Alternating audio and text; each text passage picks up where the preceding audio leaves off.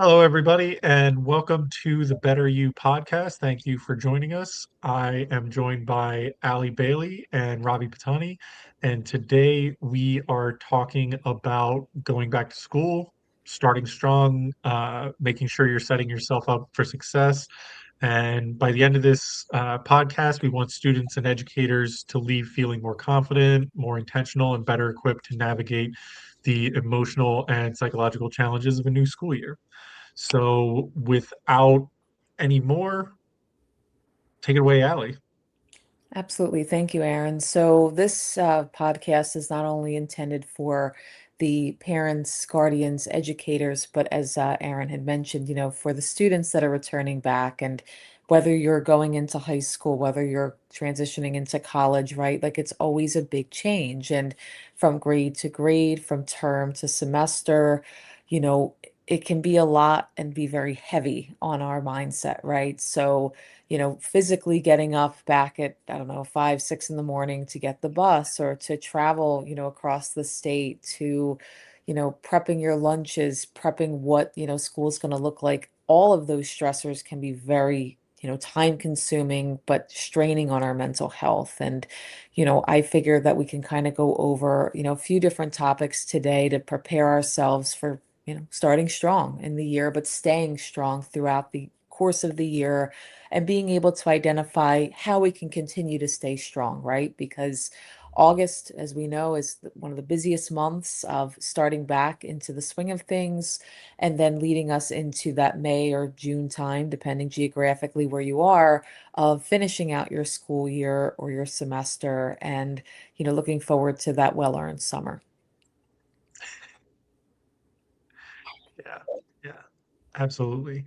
So from my perspective, like I've been through a lot of starting school years at this point, and I think I've shared on the podcast the first time I went to college, it didn't take for lack of a better word. Like I was working 80 plus hours a week and yeah, it just wasn't working out for me.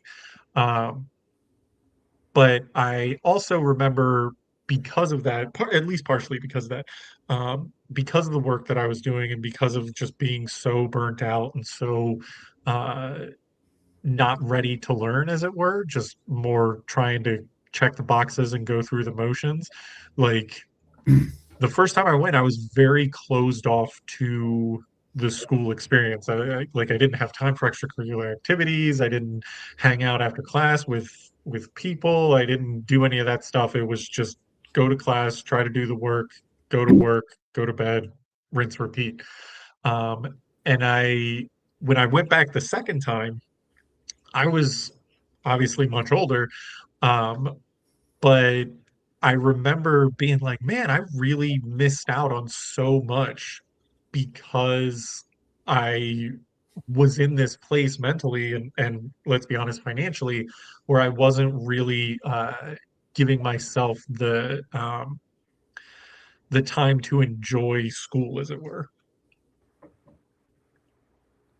Yeah, and I think clinically speaking, things that I've heard is, it's hard to enjoy when there's stress, right? So that's why it's important that, students are, prepared, for what that potential stress could look like, but also with our educating staff, right? So educators typically go back a week or two prior to students returning back to school for their time. And, what they do is they implement different structures and, have meetings with their, peers and supervisors to be able to make sure that the first day of school is very strong. So, for example, I have a very good, close personal connection who's a paraprofessional, and she had voiced to me that, hey, actually yesterday we spoke, we went back in, and next Monday is the first day of school for the students here in Florida. She works at a middle school, so she said, that's a difficult time, hormones, peer relationships, adjusting to new sleep schedules because, it's a big transition from intermediate to middle school time. We're equipped for everything. We have a lot of continuing educations that educators we have to take and, prepare ourselves to be able to prepare our next generation of youth that are going into their, adulthood. So it's just an interesting thing to hear, um, a teaching aspect of things as a clinician, because we're equipped with, building coping mechanisms, whereas they're, building curriculums of education and implementing kind of the same things as us, but just in a different way, which I think is pretty cool. Absolutely. I think that there's definitely an overlap between psychology and education. Like, I think I have no data to support this, but I think if you understand how the mind works, it becomes easier for you to educate. Like if you can see, uh, you know, uh, that a student is struggling and kind of pin down, okay, this is why they're struggling and this is how I should approach them, then it becomes a lot easier than, and I'm sure most of us have had these teachers or these professors who are just like, just do the work. Like this is the requirement, you just do this. Um, and I personally don't particularly thrive with those types of professors unless I'm already doing well. I feel like if I'm already doing well, and this is just what I've noticed in myself and some other people, those types of professors can grab more out of me. If I'm not, I will shut down and I'll just be like, well, screw you, I'm dropping the class and I don't feel like dealing with this. Yeah, and there are, also educators that can take on more of like a family support role. So I remember being in high school and there was this one teacher, I know his last name was very difficult to pronounce, so he would just say, just call me Dr. K. It's just easier.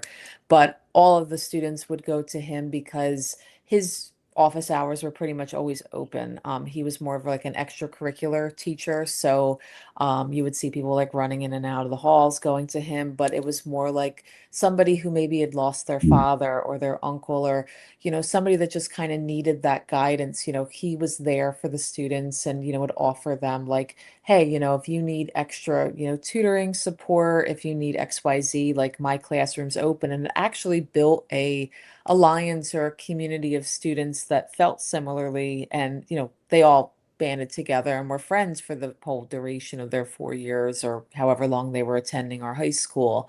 So, while we can look for what we would maybe say red flags of how a student behaves of, hey, like maybe they need some extra support, whether it's educational, emotional, mental health, physical health, whatever it is, there's also the positive signs that, hey, I'm connecting well with said teacher, educator, and therefore like one of the reasons I wake up in the morning to go to school is because they're my motivating factor. Sometimes it's not always just getting done their curriculum to be able to go, on to college or to move out. I know a lot of students say, hey, when I'm 18, I'm moving right out. But I think of those positive factors that influence a student's ability to remain strong through the year of, you know, teaching supports.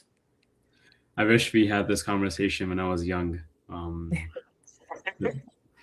It would have been very helpful, or at least like for understanding age. I feel like when you're in like the preschool or the middle school and high school, like I don't think we understand like human minds is just like not doesn't grasp the concept of like how the psychology works, and especially in terms of like positive psychology and like what you can do to make your life easier.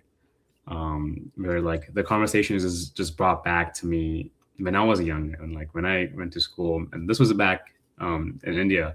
I hated school. Like I hated to the T because like it was like what Ali and Aaron you guys mentioned, like we have counselors in the US. We have like all these different things of like, oh, let's like take care of the kid if the kids needs like extra attention, like we can provide that.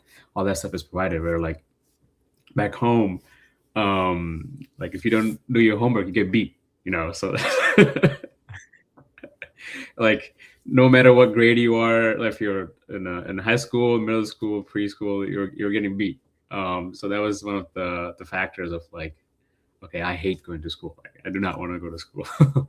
And then I think we, at least for today's day and age, have like so much to knowledge, so much knowledge is out there, where we can make ourselves understand the opportunity of like schooling and like how to better ourselves as a student.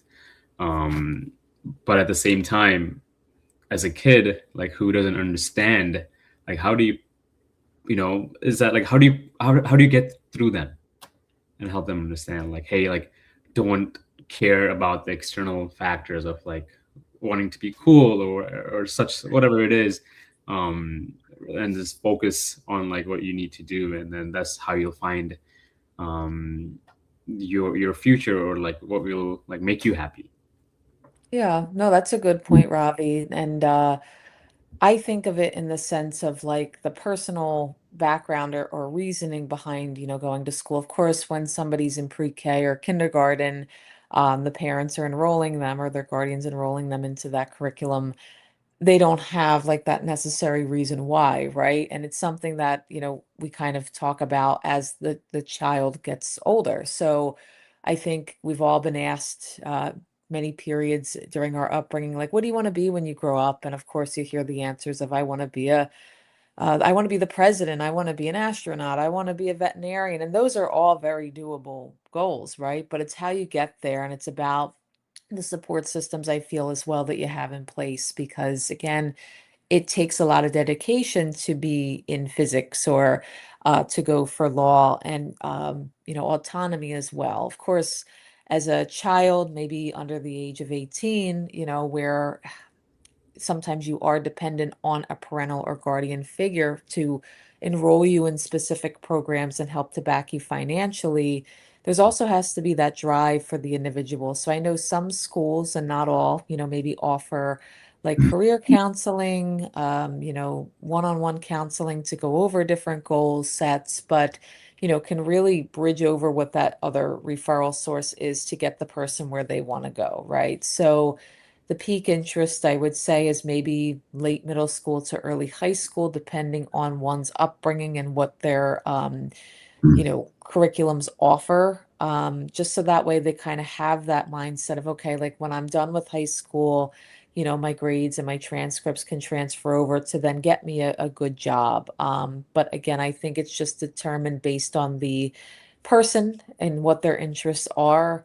I think we all know the saying, you can lead a horse to water, but you can't make them drink, right? Like there's a lot of different assembly programs that could be offered throughout the year of this is what your career could look like if you did this. Or I remember when I was in school, we had a lot of the drug and alcohol programs where it would deter people from using those substances to help them. But also, I found a lot of my classmates took those assembly meetings and actually went into working in substance related, entities after they finished. So again, it's very different based on the person, but I think it's just very interesting overall. Yeah. I mean, shout out to all the teachers. I feel like the more I grow, like, like wiser and understanding, um, like what the teachers go through, even from like elementary school to middle school and high school, it's like crazy to deal with like so many different types of like students and like their background and their personalities, and then like make them succeed. The whole plan is for them to succeed. So shout out to all the teachers out there. Yeah. Yeah, agreed, Ravi. And I want to piggyback off of that because teachers and educators are human behind their role, right? Like we're all humans at the end of the day, and you're carrying the lives of a lot of different personalities and students, backgrounds. Like, for example, I've had experience working in the schools as a crisis support specialist, and I had, a caseload sometimes of 10 to 15 families. So, just working with 10 to 15 youth of, seeing what their day to day is in school. Like I would go in and, sometimes sit with them in class or go to lunch or go to their extracurricular activities as a part of their treatment plans. And I can remember, needing that self-care for myself going into the next, caseload that I had, or just between sessions. And teachers are there sometimes 8 to 10 hours a day, not just preparing for their day, but also, meeting with parents and building curriculums for their students. So it's almost like they're supervisors, right? But Yeah. they're carrying sometimes up to 30 lives under theirs, and, trying to manage drama, emotional situations, fights, all that good stuff, but teaching as well. So shout out definitely to the educators. So I want to ask both of you, just because I'm curious, but what is something that you tried at the beginning of a school year? It could be any school year or whatever that really worked for you. And then on the other side of it, what is something that just didn't work? Hmm. That's a good question. I guess for me, and I'm thinking back to when I went to an intermediate, or not intermediate, but an all performing arts middle school from seventh and eighth grade. And then I transitioned back to public school because of their singing and choir program for ninth grade and beyond. And I remember that um, for me, it was just such a difference because I wasn't traveling across town, to be able to attend that school for middle school or for high school after going to middle school. So for me, I would try to sleep in a little bit later, and that just didn't work. For me, I was somebody that was always a get up early person. So something that I adapted was going to the gym at like 4 or 5 in the morning before going to school, and then after school kind of leaving it just as like, okay, now there's homework. I was an Xbox person after school, aside from like track and field and stuff. So that was like my outlet. So for me, trying to be more of a student, because I think students, when they think about going to school, like, hey, I sleep in, I do this, I do that. Whereas, replacing that with extracurriculars outside of school helped me be a better student. But that's just something I think about when I look back. I think I'm on the same boat, Ali, as much as sleep. Like I used to sleep late, like during summer, like all 1, 2 a.m. playing games. But like starting in the school year, I'm like, okay, I need to like get into the rhythm of like sleeping early so I can get a good night's sleep and wake up and have a good start to the day. So I think that's one of the things I did, like starting to sleep early. Yeah. Aaron, what about you? Uh,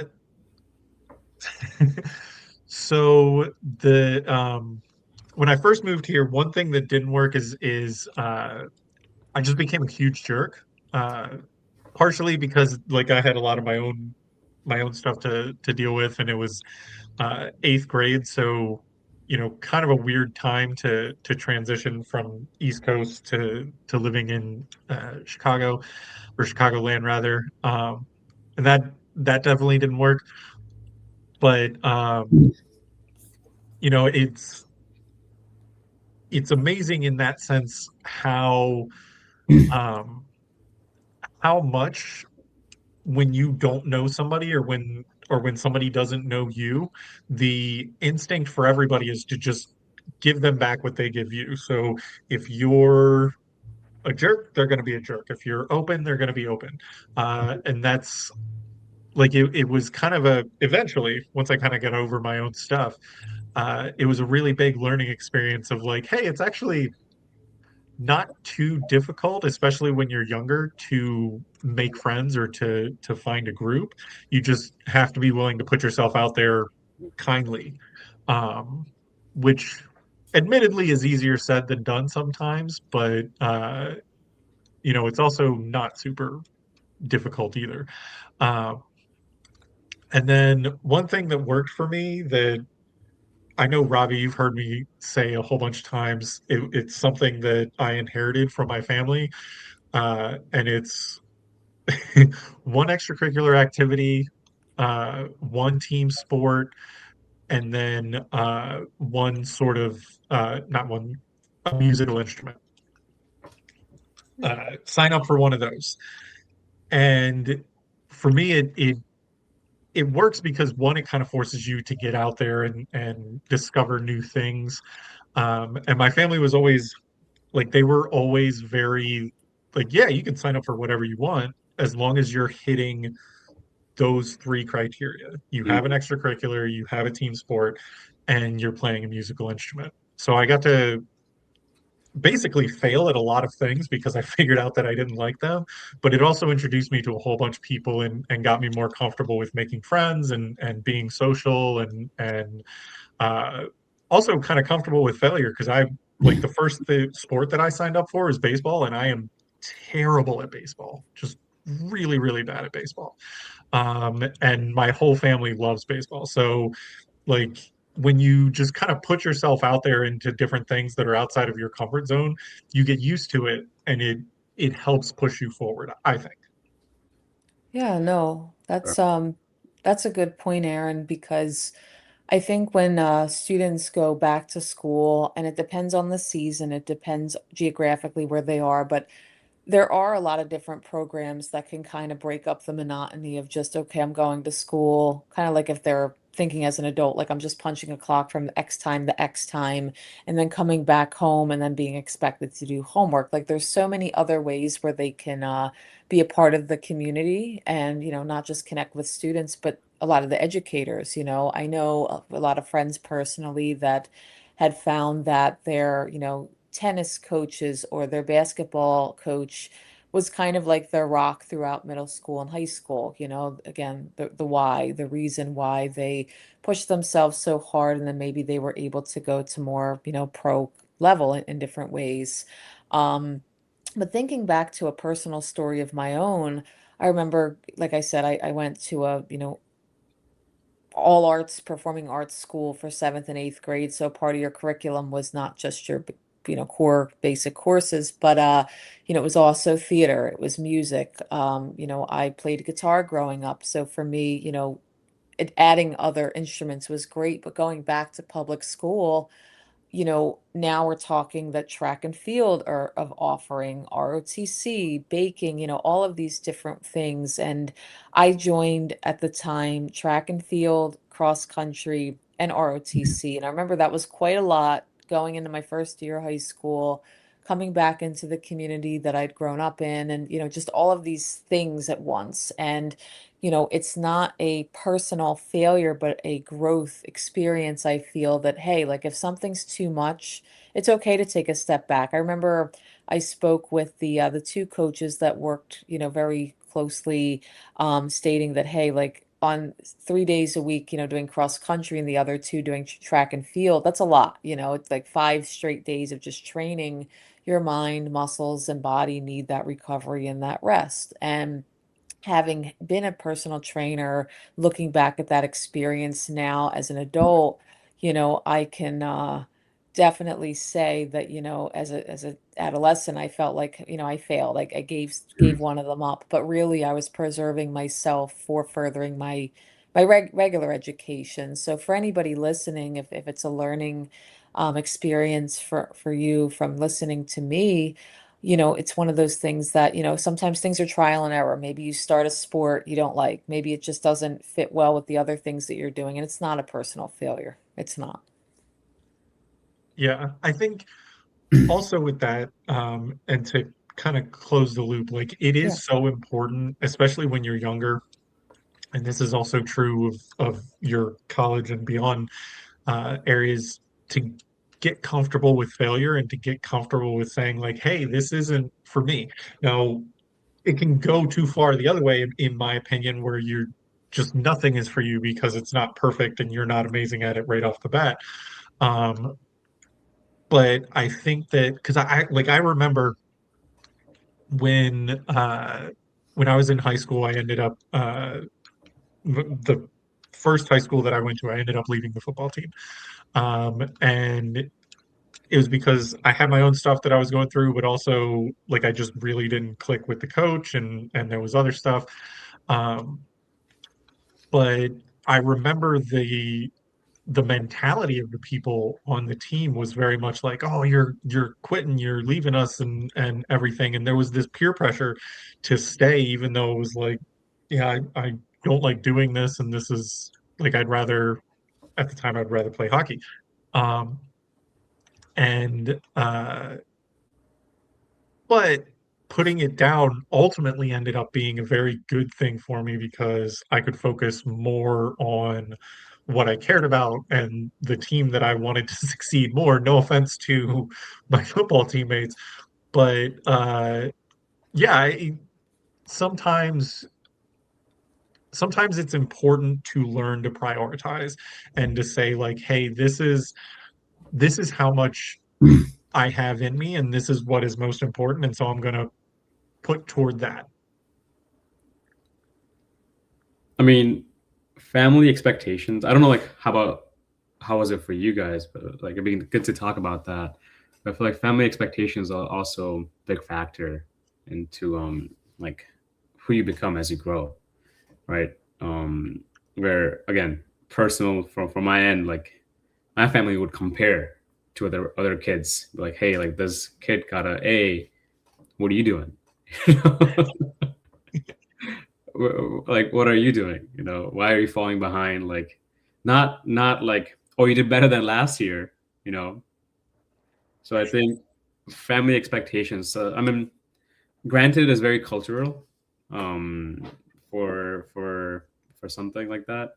um so I don't know if it's like a positive to have that expectations. Like, what do you guys think? Like, do you guys think having those type of expectations, I mean, both ways, both paths do lead you into being a successful person, right?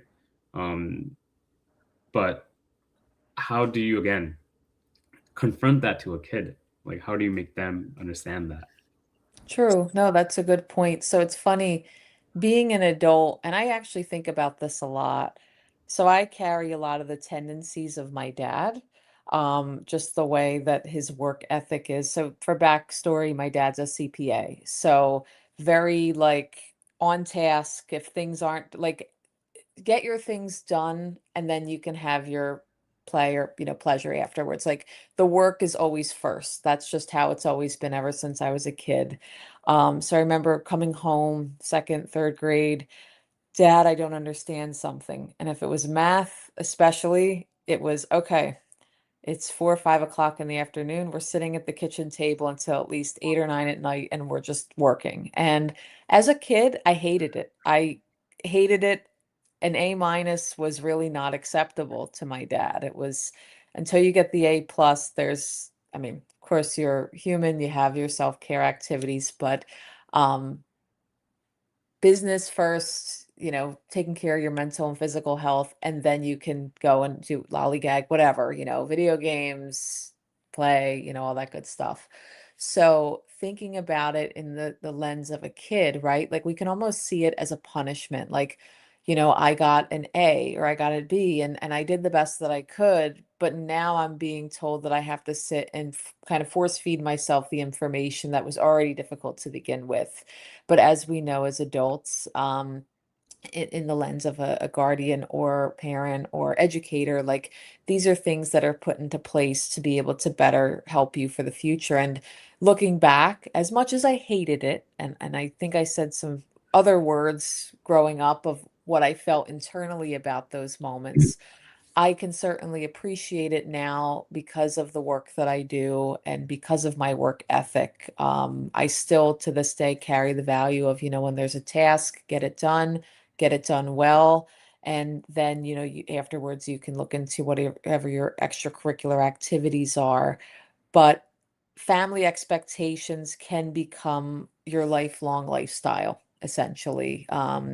Every parenting style is different, every family expectation is different. So I always say you can take the good from the maybe the bad or vice versa. And then as you have your own family, kind of carry whatever those values are onto them. Absolutely. I do have a an interesting story that I'm going to share it, whether it's a good idea or not. But when I was younger, my family I've mentioned on this podcast before, Japanese, but my family is a stereotypical Asian family, very much like, hey, it's A's or better. The you're not just on the team, you're the captain of the team, like constantly pushing you to be more. And that worked really, really well until it didn't.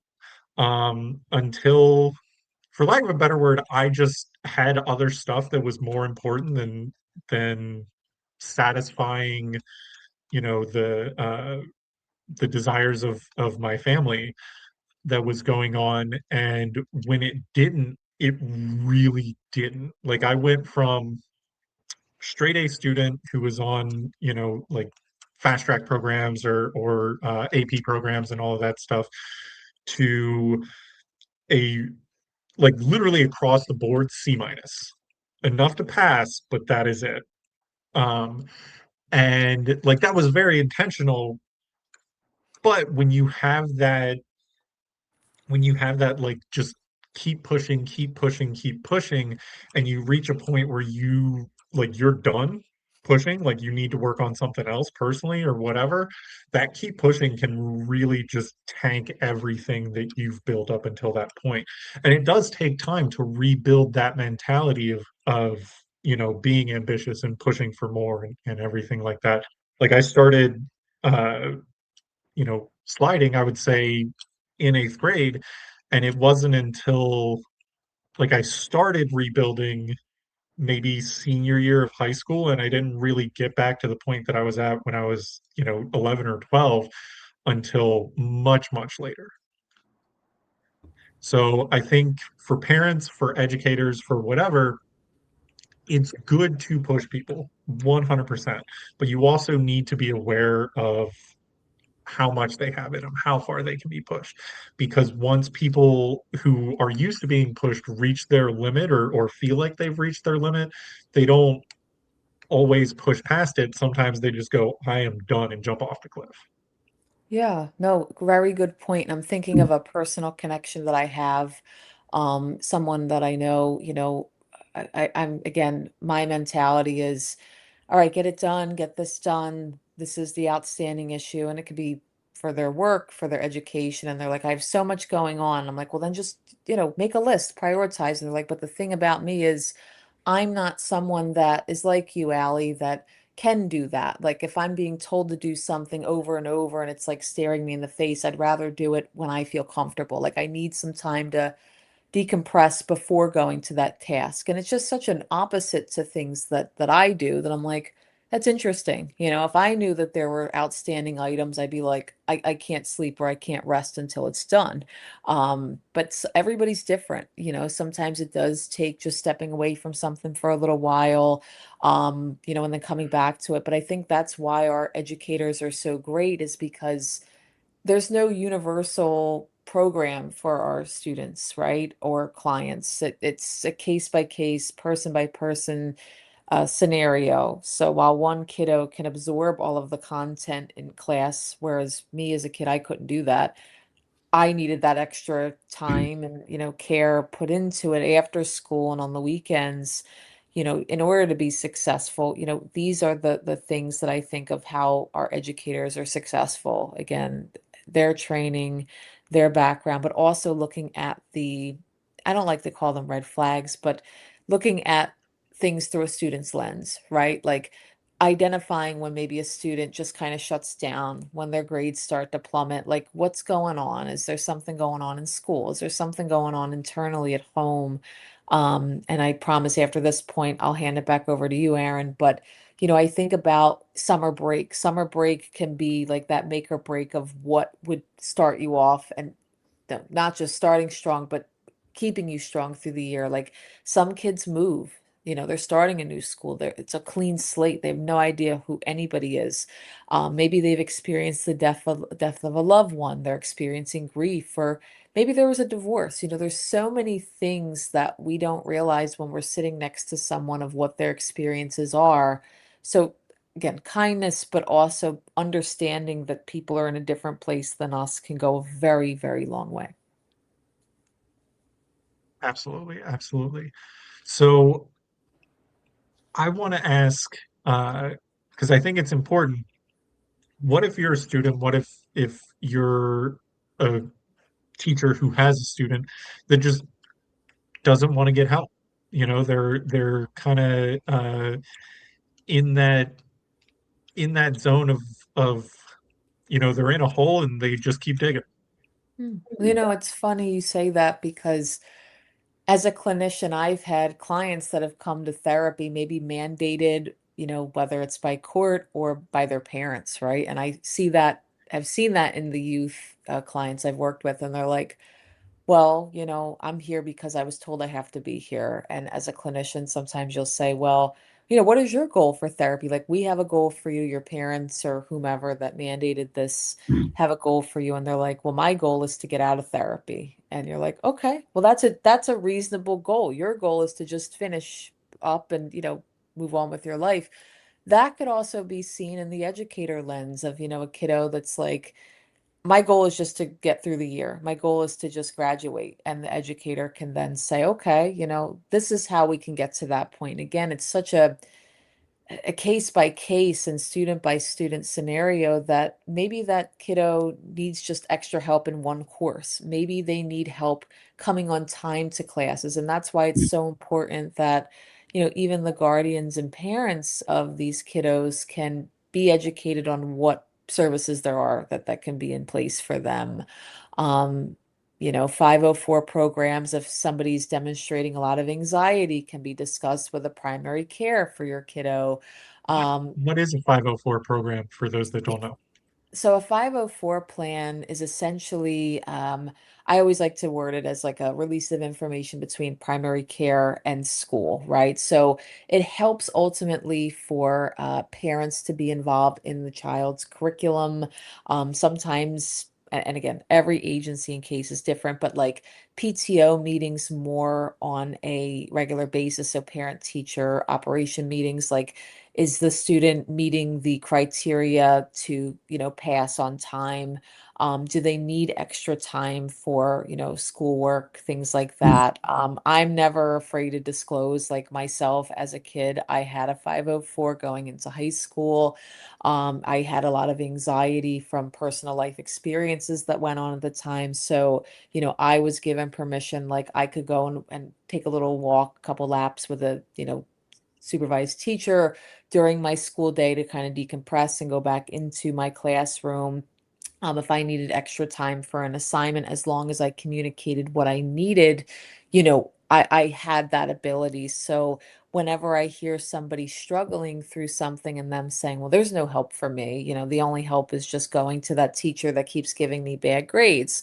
That's why I always say looking into what your resources are can really, really be helpful. It's not a thing of shame.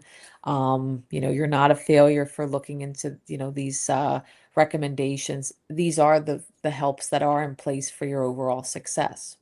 I mean, Ali did a great job explaining the resources. I think from my end, like to help the student from the teacher's lens, like perspective, um, keeping it simple in terms of having them learn about different philosophies of life.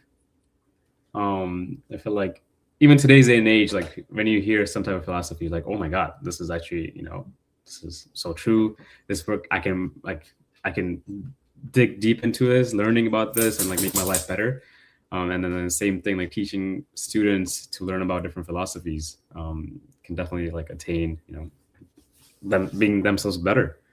On that note, I wanted to ask, like, do you guys have a subject that you guys were a kid that you were never interested in, but like now you've grown up and you're like, oh my, like I wish I had paid more attention, or like now it is so interesting for you guys. Do you guys have that? Um, mm, I guess philosophy a little bit. I was very anti-philosophy as a kid just because um like my own life experiences were very, very much like, why are you telling me a philosophical framework to live my life? But like that's not how life works. Life is harder than that framework. Um, as I have learned other things, and grown up a bit, it's become more interesting. I still actually believe that philosophy is a really tough and dense subject, and probably not great for kids, but it's also a subject that touches a lot of things. and can inform a lot of ways for us to act in the way that we feel like we should, um, which I think is important. I would have to say, of course, I know I mentioned earlier about math. Like as a kid, it was just not my favorite thing in the world, but we know in the world we need math. Now looking back, I would say history because, Same. history is just so many topics. And I think as a kid, it was hard to I guess, absorb myself in the different stories and the different time periods. Like, teachers would do all that they could to make it interesting. Like, okay, let's do an arts and crafts and dress up and, all that stuff as we're going through the timelines. But now being an adult and, hey, like, there's a movie about this. And I'm like, what do you like? What is that about? And like my peers are like, well, you don't know what that's about. Like, people are teaching me as an adult history that, I wish I absorbed more as a kid. So I guess I would say history. How about you, Robbie? I think same for me. History's History? yeah. Like I mean, when I was a kid, like I didn't care. I'm like, how does it affect me? This is in the past. But like in today's day and age, where it's like, wow, history is so cool. Especially like I remember learning about like Mount Vesuvius in the history classes. And like again, did not care like, oh, this is a volcano just erupted, you know. So but like now having had a chance to visit Pompeii and learn about it, it just blew my mind. And then there's a whole new series that came out about like what happened during the time of Pompeii. It's very fascinating. I recommend anyone who's a history buff to watch it. But yeah, like I've actually always loved history, yeah, which you would think is a no because I've been pretty resistant to school for at least half the time that I've gone to school.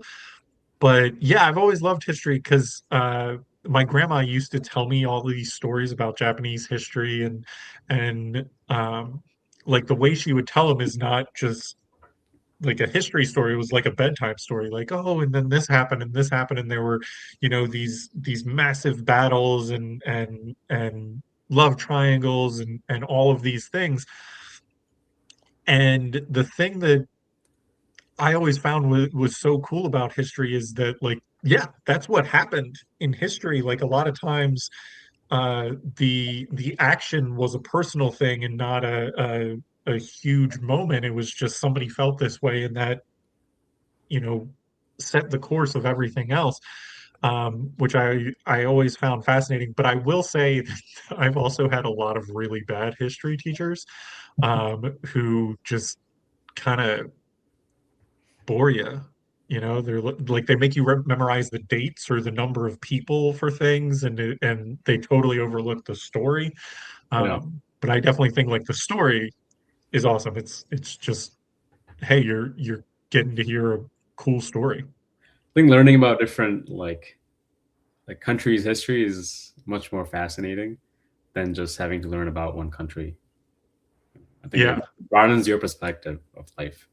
absolutely. Absolutely. And it's crazy because like all of these other countries, and I'm going to bring it back to studenthood or education in a bit, but all of these other countries, they have histories as rich and as and detailed as our own, which is it's really cool when you can dig into it and learn about their heroes and their villains and the great moments that they had.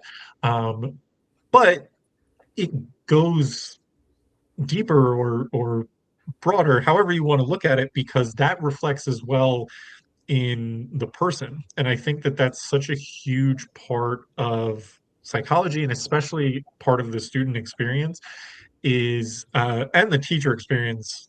Like I feel like if a teacher loses this, then they start to kind of slip. But the concept of Sonder, which if you don't know what it is, it's basically the realization that everybody in the world has a story that's as rich and detailed and full of life as your own, and that should be respected. And like I found that when you can really appreciate that with people, when you can really understand, like, hey, they have their own struggles, uh, they have their own stories, they have their own triumphs, like you're a bit character in their play. You're not the main character like you are in your own play. Um, but when you can do that, it is it's a very psychologically beneficial thing for you, for them, for the world, I think, when you can kind of put yourself in the shoes of another, or even just respect that they have a detailed set of experiences that led them to whatever they're doing right now. Um, it's difficult. Admittedly, it's very difficult, but I think that that's something that is really beneficial, especially when we go into a new school year, to kind of keep in mind that all of these people had rich experiences over the summer, over the previous course of their lives. And some of them were not great and they're dealing with that. And some of them were great and they're dealing with that too. Um, but it is in terms of finding your community, in terms of getting yourself started on the right foot, in my experience, that has been a huge benefit to me is taking the time to respect where people might be coming from with things. Very much agree, Aaron.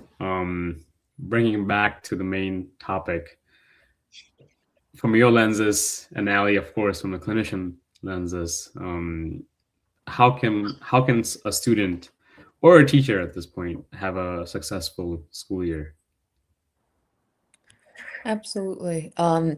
So I think from the educator lens going into any year, it's being that support system, whether it's just like a paraprofessional being there walking alongside of you of what you need, or having like their own agenda, right? And I say that as well in a clinical lens because, you know, some days, when it comes to sessions or education sessions in the educator's eyes, there's that agenda, this is what we're going to learn about. But when the student or multiple students communicate that maybe that's not the route that they need to go that day and they need a little bit more extra care and attention in one area or another, being able to adapt, being able to sometimes improvise, in those moments, like questions and concerns can come up unexpectedly. There might be an event that may alter that learning plan for the day. So always being equipped for those changes as the educator is helpful. And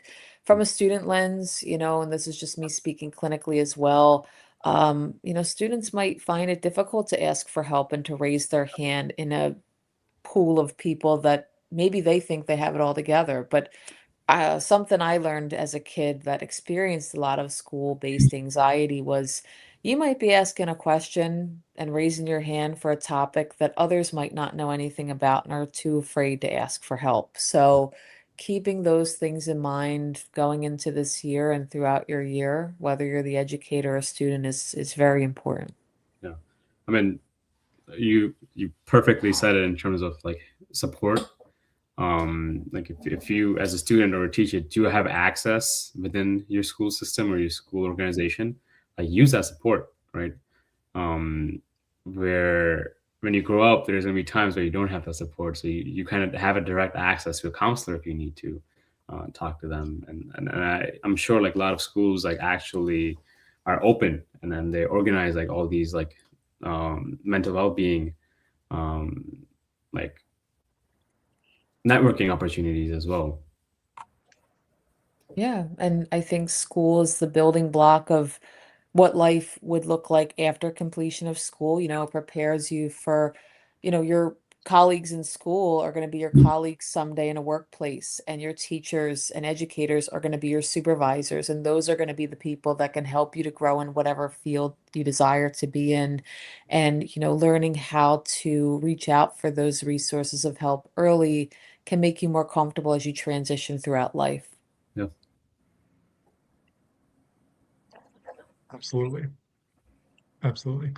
Uh, my advice is not as good, admittedly, but I think I think it's important to learn to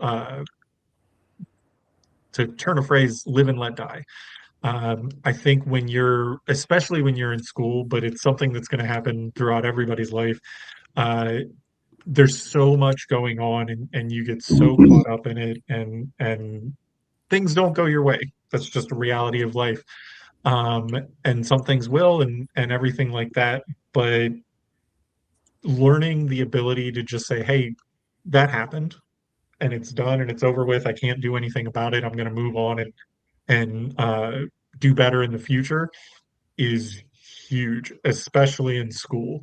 Because like you might take a test and bomb the test.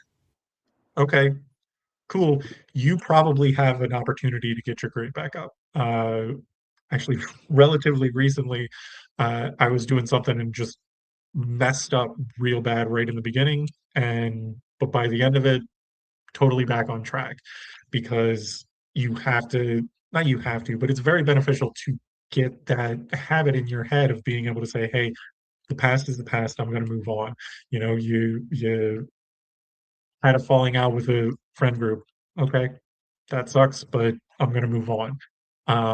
And like just that mentality, especially in school, can be so beneficial in terms of weathering, especially the emotional hardships and stress that comes with it, at least for me. What about you, Robbie? I think sleep. Okay. I think prioritizing your sleep. I feel like when you do grow up, and there's gonna be some times where like you wish you slept more as a kid, or you took naps. Like I didn't know nap time was such thing in the school system and here in the U.S. That's amazing. And I feel like a lot of people that I talk to these days, they actually like miss that. Like, oh my god, like we remember having nap times in school, and you just feel so refreshed. So I think that continues to like how much, like, especially working in the field that we are with the psychology, how important sleep is. And then I think that's for everyone. Right? Um, Yeah, absolutely. Absolutely. So we are almost out of time, and I want to take what you asked, Ravi, and put a little bit finer of a point on it and ask both of you, what's one thing you would tell our listeners that they can do today that will help set them up for success in their school year? So, as we're consciously going into the school year, knowing that there can be those unknowns that pop up, and having, your participation and just, watching our podcast today, you've already committed to starting strong and being strong in your year. So, prioritizing maybe a list, it doesn't have to be a big list, but writing one goal down that you have for the year, right? The year might sometimes fly by, it might feel like forever, but committing to that one goal that you can revisit for yourself can go a very long way. Maybe it's like the example I used earlier, you're just looking to get done with your year. You're looking to get done with your semester. And that could be for the educator and or the student. But as long as you have that plan in place or a prospective plan, maybe you don't know yet what that goal is, you can build upon it as time goes on.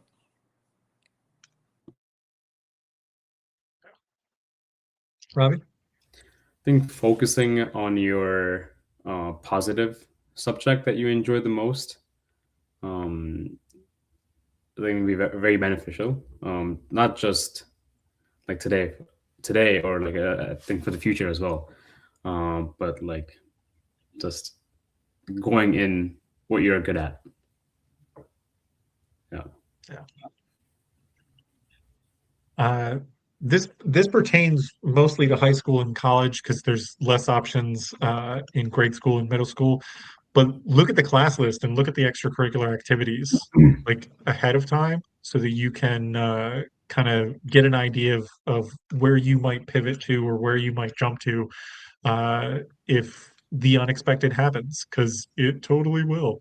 Um, but I think for me, having that knowledge ahead of time makes the unexpected a little bit less anxiety inducing and it makes it easier to move on.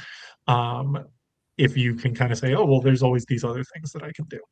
Um, but I want to thank you both so much for joining us.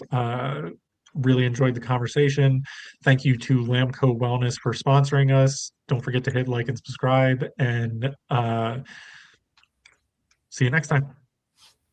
Thanks, Aaron.